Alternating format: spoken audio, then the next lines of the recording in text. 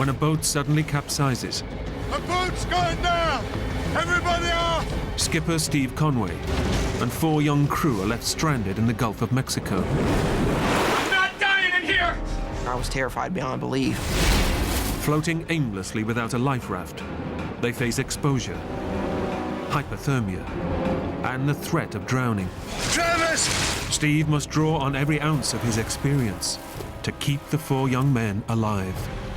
You've got to have a fierce will to live. Come back!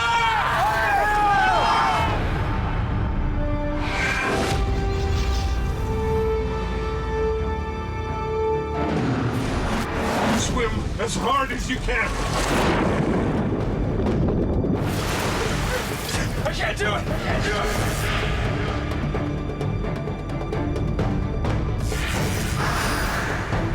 Oh my God, what is that? Swim!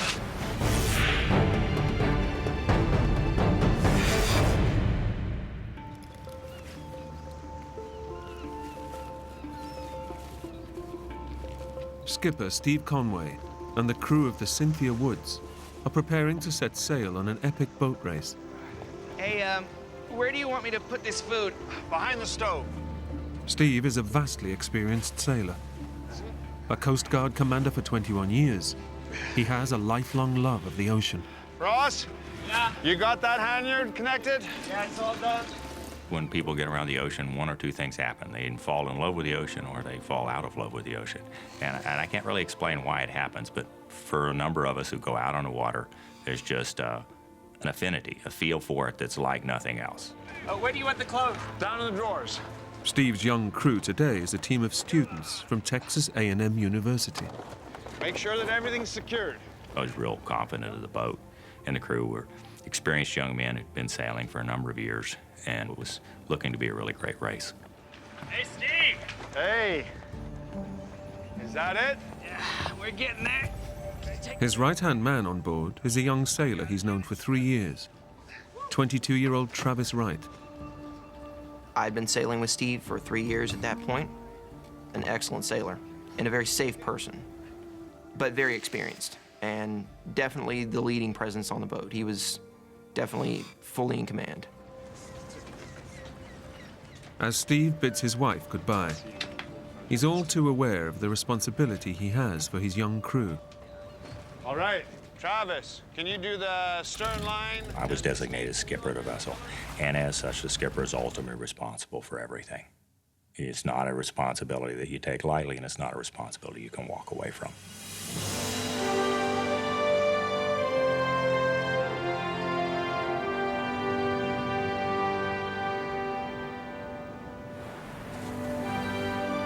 For over 3 months, the crew have trained together in preparation for the 630-mile race from Galveston, Texas to Veracruz, Mexico.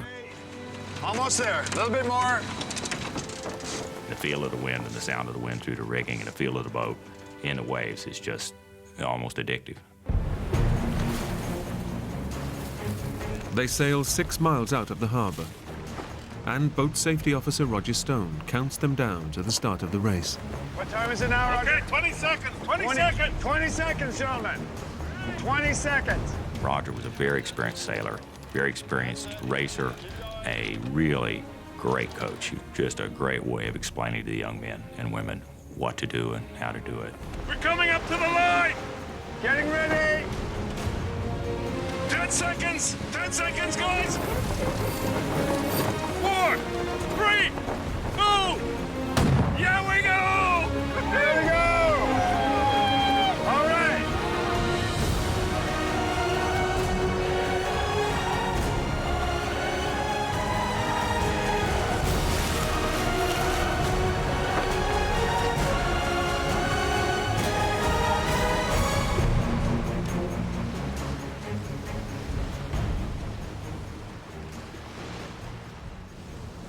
They soon break away from the other boats and head out into the high seas of the Mexican Gulf.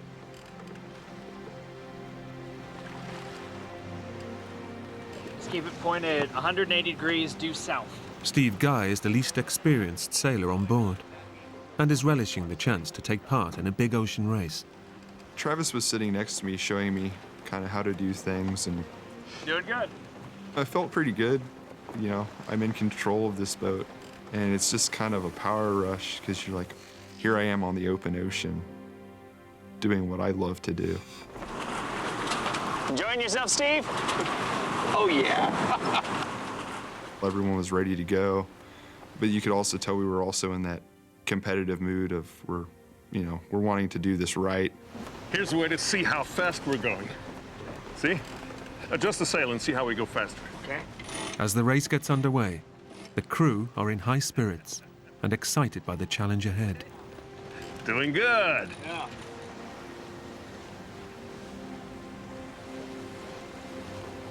For over 6 hours, the Cynthia Woods make superb progress. Everything was going great. The sun set, the moon was up, and I realized about 2 hours into the watch that I hadn't even got wet yet. And the first wave hadn't even splashed over and splashed me, which was unheard of to be out that long and not get splashed and get wet. So it was just an absolutely beautiful night. Hey, Joe. Yeah. You want to do the topping lift a bit tighter? Okay. As dusk falls on their first night at sea, 2 of the young students rig the sails for the night's racing. Ross, you're going to have to wake him soon. Yeah, okay.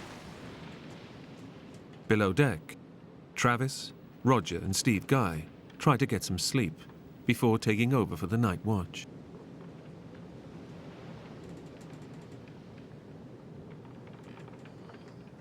It wasn't my time to go on deck yet. I just decided, okay, I'll get up, I'll get something to eat, I'll go, shoot the breeze with the guys on deck and see what's up and start getting settled in.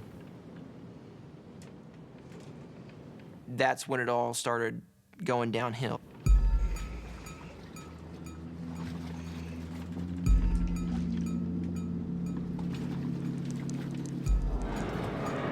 Finding water inside the cabin is not unusual, but Travis instinctively suspects something is badly wrong. I opened up the floorboard, and it just came pouring in. Roger! Roger! We got water! We're taking on water! Hey, Steve! Steve! What's going on? We're taking on water! Start the engine! It's every sailor's worst nightmare. The boat's hull has a serious leak. Due to a previous incident, the keel, the huge balancing weight at the bottom of the boat, has cracked along its mount. Joe, get ready to douse the sails. Okay! Skipper Steve knows that they're in terrible trouble, and they must drop the sails to slow down. But before the guys can get the sails down, The keel of the vessel parted completely, came off, and the boat went instantly into the water.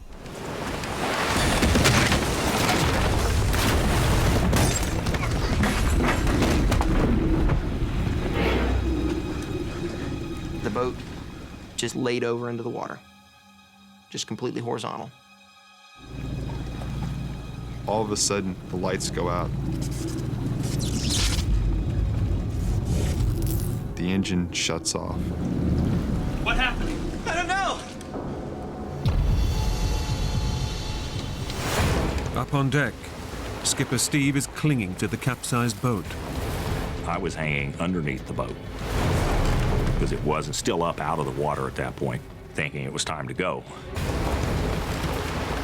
The boat's going down! Everybody off! Unclip yourselves!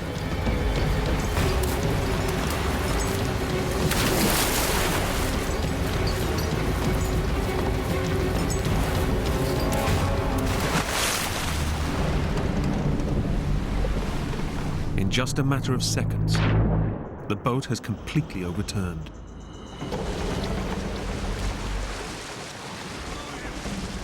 Steve and the two students on deck escape the sinking boat. Come on, guys. Hey, did you see anybody? No. But Roger, Travis, and Steve Guy are trapped inside. And seawater is flooding in. I'm not dying in here! Yeah, I screamed it, I'm not dying in here. This is not where I'm gonna die. Unless they can find a way out of the cabin, they are just seconds from being dragged to the bottom of the ocean. Emotion's telling you at that point, you're screwed. I mean, there is no way out of a situation like this.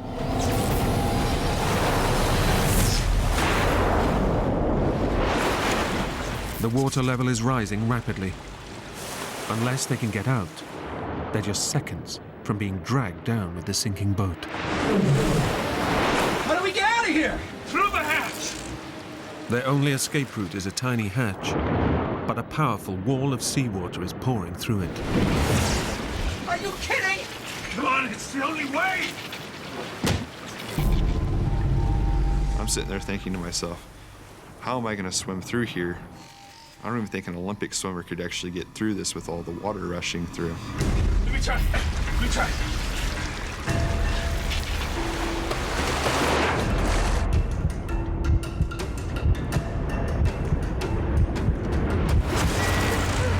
I can't do it!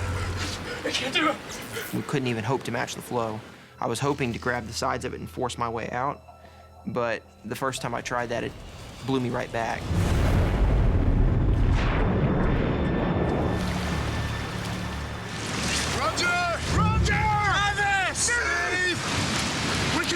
Steve Conway can do nothing but wait for the three men to emerge. I didn't really know what was going on down below, but my biggest concern was that Roger, Steve Guy, and Travis weren't able to get out of the vessel and drown.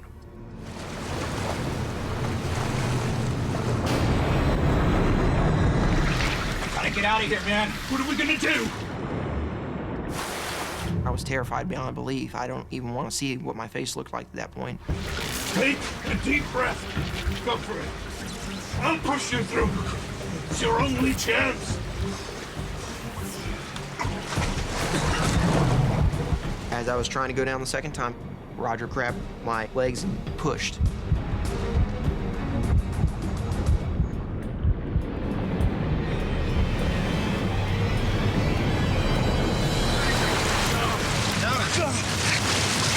Travis! Over here! Hey, Travis! Travis! What about Travis? Hey! Okay, I got you! I got you! All right. Okay. Did you see Steve? Yeah, he's behind me! You're next. Go for it. What about you? I'll follow. Come on. Do it now.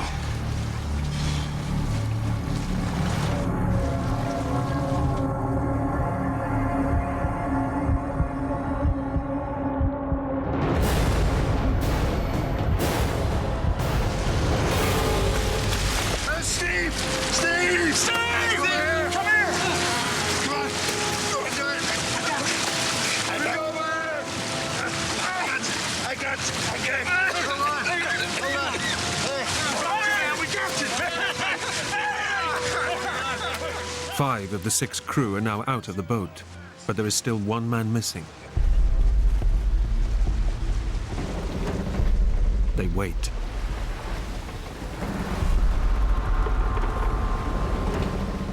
But Roger Stone fails to appear. Nobody knew what happened to Roger. Nobody had seen him come out the other side. We didn't know if Roger was in the boat or if Roger was floating off in a different direction. Should we go back and get him? What do you think, Steve? No! I would have never let anybody go back in. In the situation we're in with all the lines out and underwater, there was no real chance that somebody would be able to dive underneath, get in there. I could have gone inside the boat with absolutely no lighting whatsoever, felt my way around and never found him, even if he was in there, because there's too many nooks and crannies in that place. And I would have had to do it all on one breath of air. He's an experienced yachtsman. He'll be fine. He'll stay with the boat. The crew now have to focus on their own survival. Steve Guy has escaped the boat with no life jacket. Travis! Travis! Go to the boat! Okay! Hit the ring! We'll go! Okay. Skipper Steve sends the crew back to the boat to get the emergency flotation ring. All right, hold on. Yeah, okay. It was very crucial. We already knew that Stephen didn't have a life jacket. If he had the horseshoe ring, he'd have something to float with.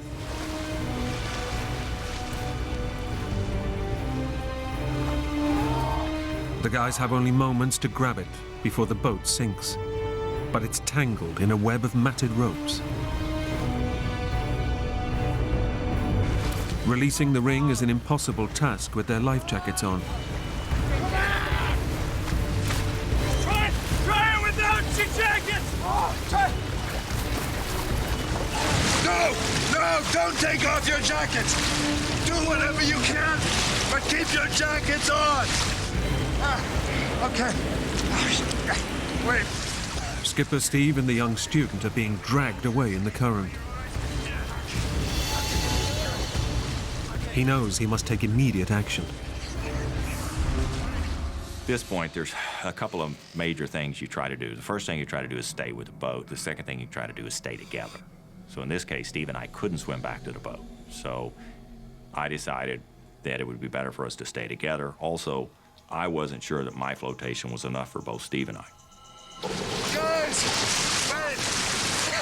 Come here! Skipper Steve orders the guys to abandon the flotation ring.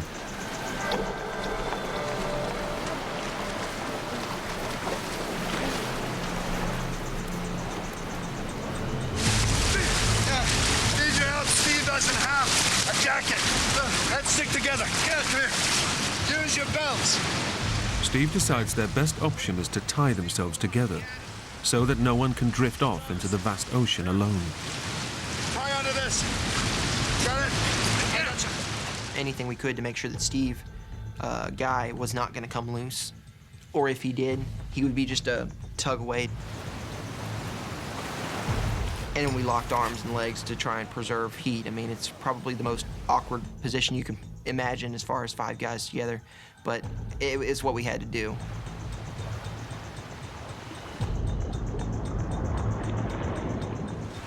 As their boat sinks in front of them, all they can do is pray for rescue.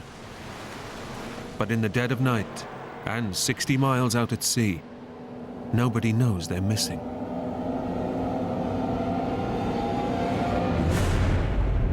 Our chances of getting out of this mess are less than 10% easy.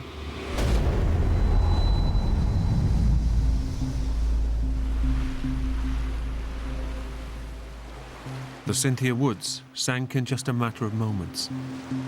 And with it, all of their emergency equipment is gone. The only thing you've got is the people that are with you and the clothes on your back. The crew had no time to raise the alarm, so no search party will be called out until dawn. Steve Conway knows that if his student crew are to survive the night, he will have to draw on all his years of experience as a skipper. Until you walk back ashore, you're still the skipper. And I was very conscious and focused on making sure that everybody was okay. We're gonna be fine. We stay together. We'll be fine. But adrift in the vast ocean, they'll have to survive in one of the most challenging environments on Earth. During the first night, the immediate thought process, conserve your energy. You don't know how long you're going to be in the water. You don't know when somebody will show up to rescue you.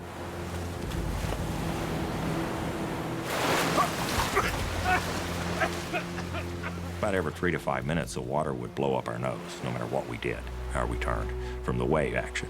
And you'd gag it up, spit it out, curse for a minute, and about 3 to 5 minutes later, it'd happen again. Try not to swallow the water. I can't help it. Seawater contains 3 times more salt than human blood. It's so concentrated that swallowing just a mere pint can cause kidney failure and death. You do not swallow salt water at all. You get that stuff in you, and it'll kill you.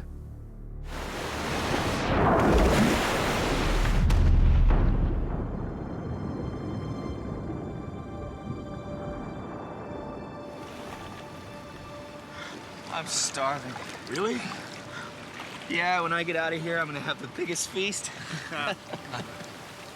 We were just kind of talking, you know, saying, kind of joking around, you know, so what are you gonna do when you get rescued, you know?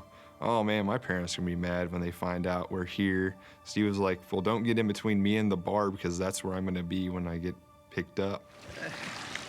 A beer is the first thing I'm gonna have when we get out there. Joe, you still got your shoes on? Everybody else had lost their shoes except Joseph, who had a brand new pair of Nikes. Nothing's gonna take my shoes from me.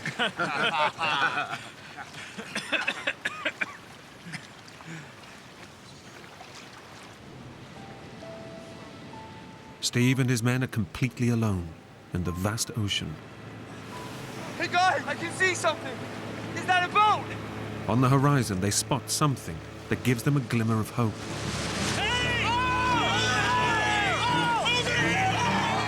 You know, we're 60 miles off the coast of Texas. We are outside the shipping lanes already. Our best possible chance of rescue at this point in time is going to be a fishing boat that happens to be out here. Save your energy, they're not gonna hear you. Wait, this might work. They do everything they can to catch the boat's attention.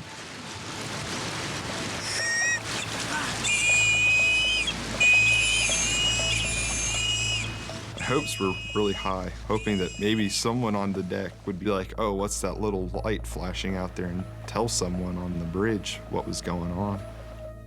But that didn't happen. Even if we do see somebody and trigger, you know, any of the signaling devices we all have whistles on our vests and lights and that kind of stuff. There is a very slim to none chance that they're going to see us and recognize us as people in distress. But the boat fails to see them. Shoot! I'll be honest. I will. I'll be honest.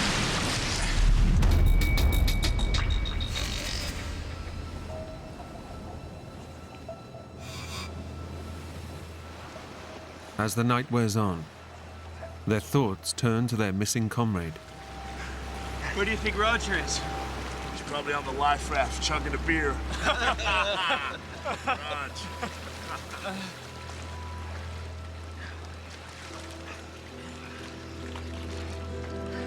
Do you think he's okay? He'll be fine. He's an experienced yachtsman. He knows what to do. I think all of us kind of kept a hope that he did get out. I mean, kind of deep down, there was that, well, maybe he didn't, but it was always the positive that always came out.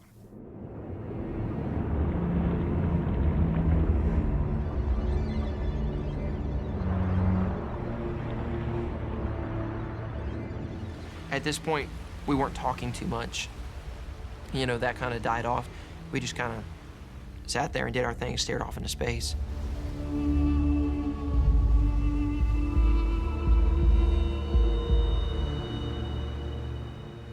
About 3:30 in the morning, I remember thinking, we're floating along, we're all lashed together, 4 to 6 foot waves, and thinking that I really ought to be on a boat about 10 miles farther south sailing.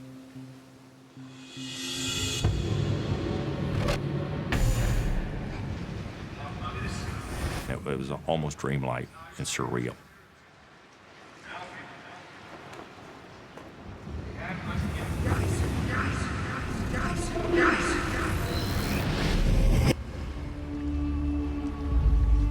As they drift on the ocean current, Steve Guy spots something on the horizon.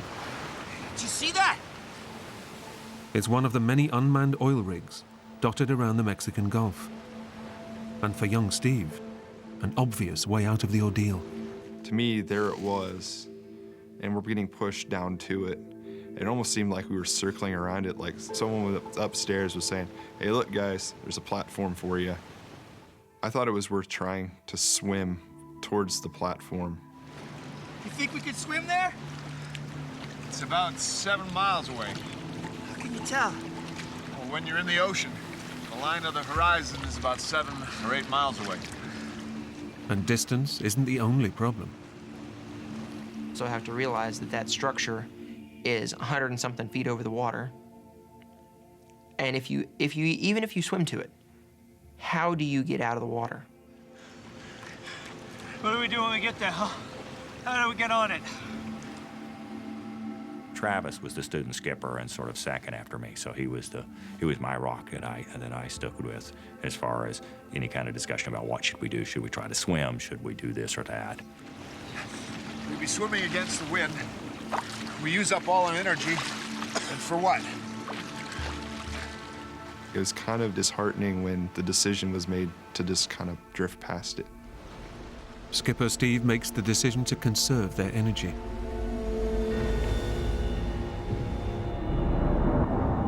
They're now pinning all their hopes on rescuers finding them. But even staying put is no guarantee of safety. The Mexican Gulf is a shark-infested body of water.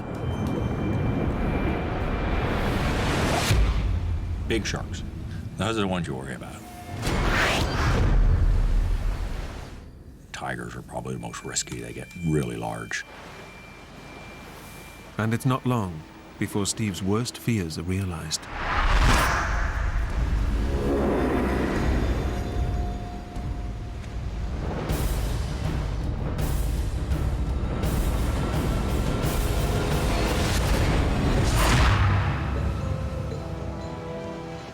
And I saw a triangular fin go by.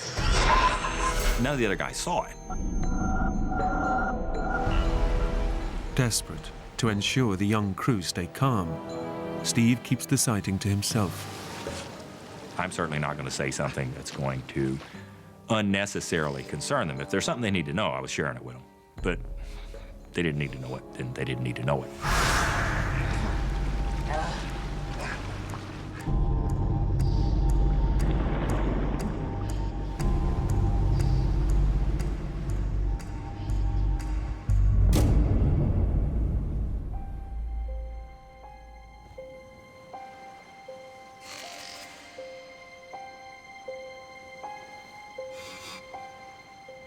For me, I think there was a sense of relief as the sun rose. I remember thinking, okay, it's light. And just psychologically, I think the light was reassuring. We could see more of what was around us. Less risk of something surprising us, certainly. And with the morning light comes the hope that a search will soon be launched. What's gonna happen is this. I started walking the students through what would happen. We had a normal 8 o'clock call-in on our satellite radio. Every morning at 8 o'clock, I called in and said, here's where we're at, we're okay. And just did a daily check-in. About 8 o'clock, they'll start listening for us. I figure about 8:15, they'll call the Coast Guard. So, when do you think they'll send out a search? Well, I figure about 10 o'clock, we'll see the first planes. What if they don't find us? Will they stop searching? Oh, not for a long time yet, buddy. I figure about 8 to 10 days. This kind of a search, you just keep it up long past there's any chance of people surviving, actually.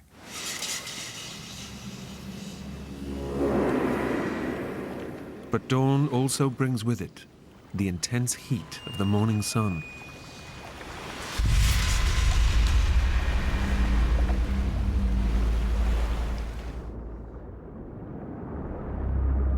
The sun was out, none of us had caps on. Fairly quickly, we started to burn.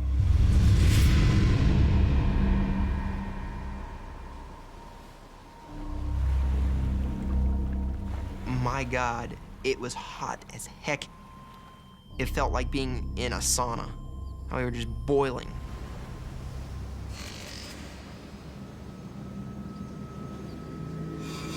By midday, it's been 13 hours since the boat sank, but there's still no sign of rescue. We should be seeing something. We should be seeing, you know, planes or hearing planes fly over, even at a distance. It was getting to the point where we were all very tired. Steve Conway knows he must keep his crew focused. On the horizon is the oil rig, the same one they saw the previous night. Let's swim for the rig. Hope you'd agreed that that was a dumb idea. Well, I changed my mind. With the wind behind us, I think we can make it. Only hours earlier, they'd rejected swimming to the rig because it was just too far away. Come on.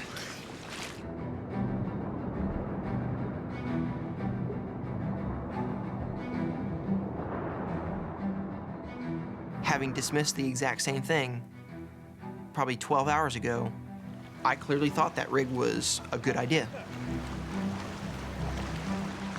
It gave us a focus, it gave us an objective, it gave us a sense that we were doing something beyond just floating to help ourselves.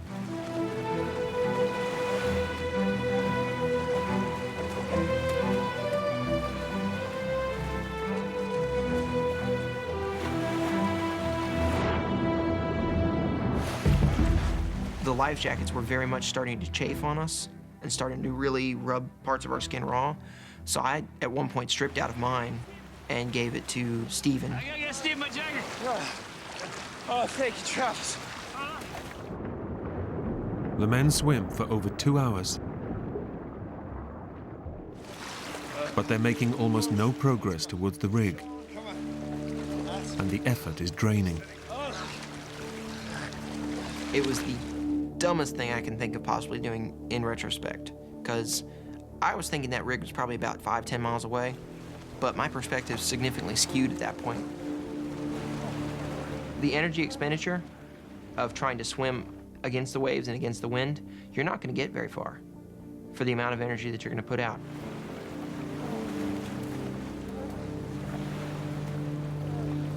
Despite their desperately slow progress, the crew struggles on towards the rig.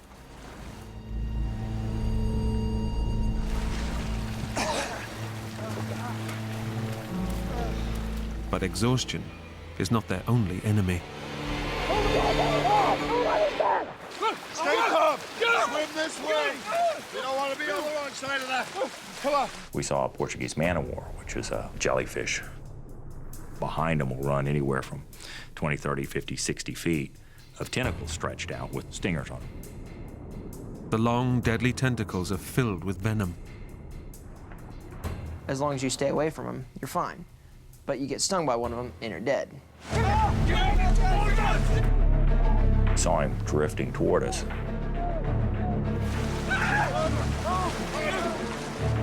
We knew we had to swim quickly. Swim harder. Come on. Faster.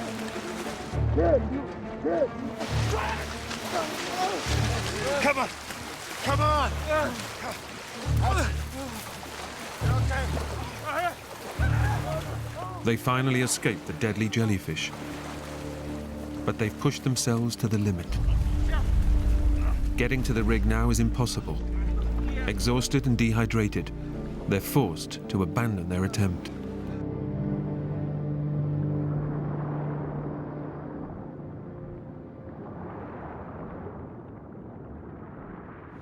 They've now been in the water for over 14 hours, and the ordeal is starting to take a terrible physical toll. By about 2 o'clock, it had been roughly 24 hours since I had last had any kind of food or drink, and I figured everybody else was in the same position. Fairly dehydrated from being out there in the water and sweating it all out all day.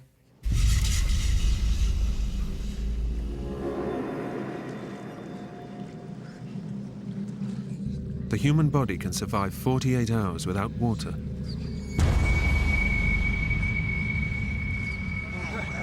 But with the sun beating down and their skin exposed to salt water, the crew are succumbing rapidly to extreme dehydration. One of the big hazards of being in saltwater is dehydration, which sounds totally backwards. You know, you're floating in the water and you're becoming dehydrated. Our fingers were just puckered up and just totally, you know, dried up.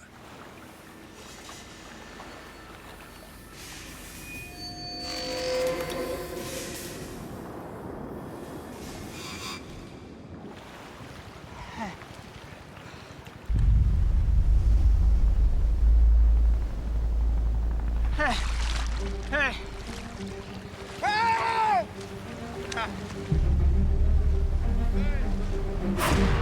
Finally, by mid-afternoon, The authorities have detected a signal from the sunken boat's transponder, and a full rescue attempt is underway.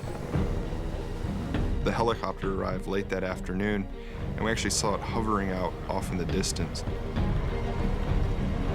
After withstanding 14 hours out in the ocean, it seems that their ordeal is about to end.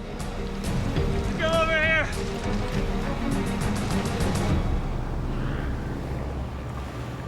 But the 5 men have been dragged by ocean currents, and they are now miles from the sunken boat.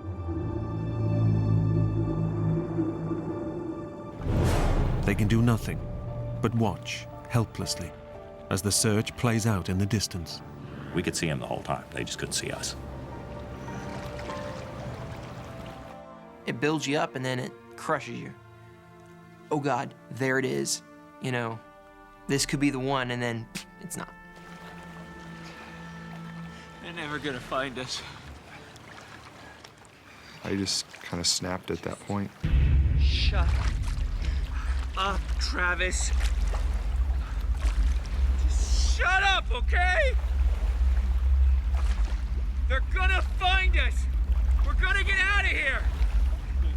And it just sent me over the edge. It's like, how can you even think like that right now? You've got 4 other people here that all they need to hear are positive thoughts, not your negative thoughts, you know? He's right. It's pointless. The men now believe their hope of rescue is gone, and with the second night fast approaching, they fear death will take them one by one. It was so late at that point that we all kind of were probably thinking the same thing. It's, you know, they haven't seen us yet. We're not doing well at all. Somebody's gonna be going pretty soon.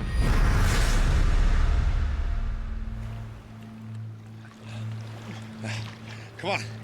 Come on, guys. Joe, come here. Come on. Travis, come here. Come on. Closer. Come on. In together. That's it. Good. Come on. We stay together, right? A whole day, with no protection against the blazing sun, has pushed the crew to the edge. The lower portion of my stomach was burned. My arms were burned, my legs were burned, and my face was burned.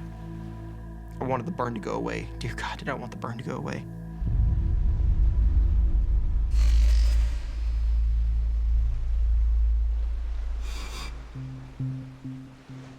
As the sun drops, the temperature plummets, and the fight to stay cool turns into a battle to keep warm. It was getting to the point where we were all very tired. I think I probably blacked out for a few seconds every now and then.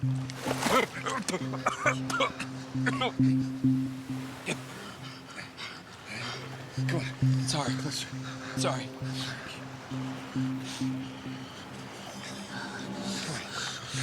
on. Keep warm, guys.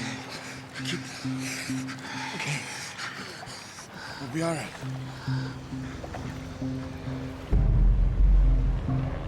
With light fading, the rescue helicopters begin to disappear over the horizon, and Skipper Steve drops a bombshell.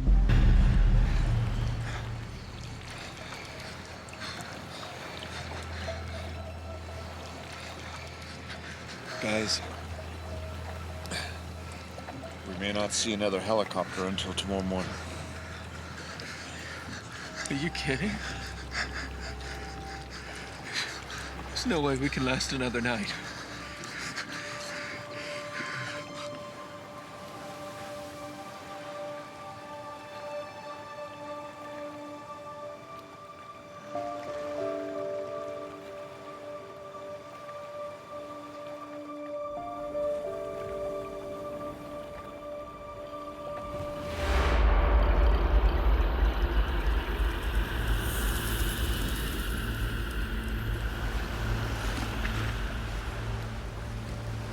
I was deathly afraid of the impact of the young men I was with dying on their families.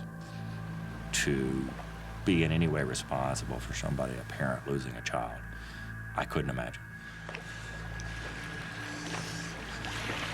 Let me tell you about a case study that I read. A fishing boat overturned. And a very fit 22-year-old football player died. But a 68-year-old grandmother survived. How come?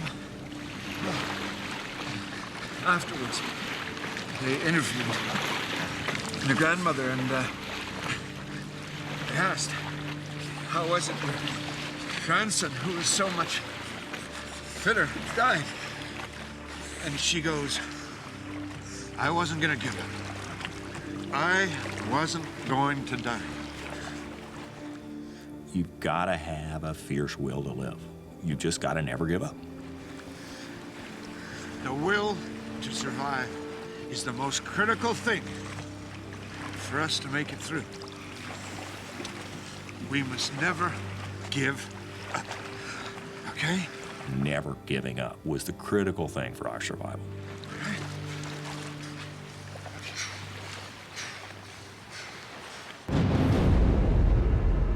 But the will to live isn't enough to protect the crew from the effects of severe hypothermia. Your core temperature starts to fall. Once it gets below 95 degrees, down to around 90 degrees, you die. You just go to sleep. It's not especially traumatic. You just fall asleep and don't wake up. Joe started going in and out of it because he kind of, I guess he fell asleep. And he started reaching over and started grabbing Ross's face. Joe. Hey, Joe, what are you doing? Sorry.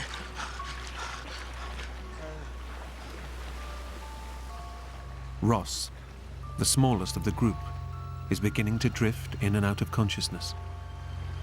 Ross was in the worst situation because the rest of us are fairly big guys. Ross had zero body fat, so he had no insulation like the rest of us, and it was noticeably affecting him more. He wasn't talking at this point. Skipper Steve has done all he can to keep his crew alive. But after nearly 20 hours in the sea, he too is now fading fast. We'd all been out in the water the same amount of time. The bigger guys would have probably lasted an hour, maybe two more. But if Steve was going, we didn't have much more time either.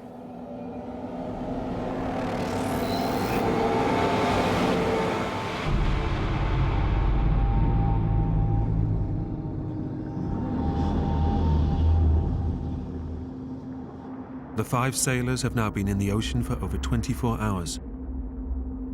They've done everything they can to withstand their ordeal. But they're losing the battle to survive.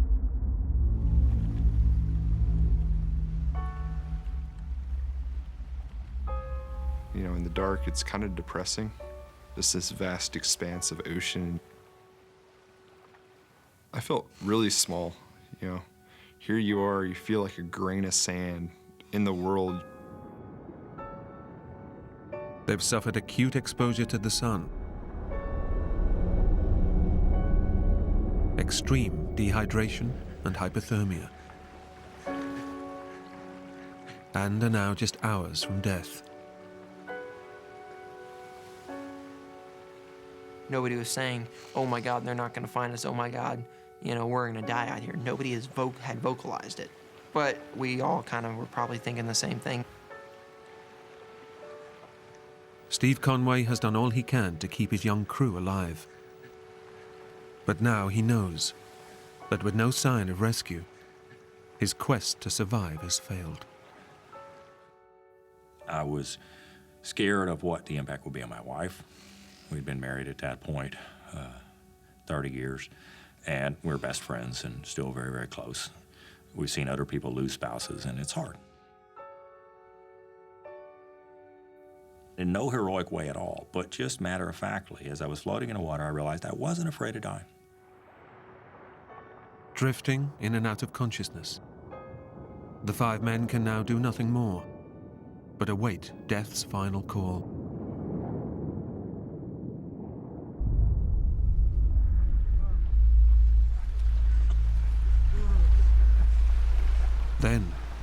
out in the darkness comes the sight they've been dreaming of.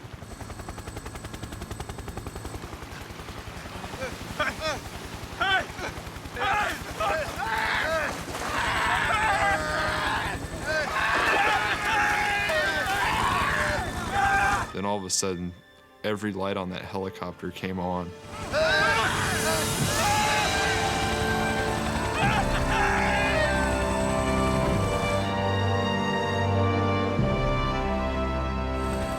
The rescue search hadn't been abandoned for the night.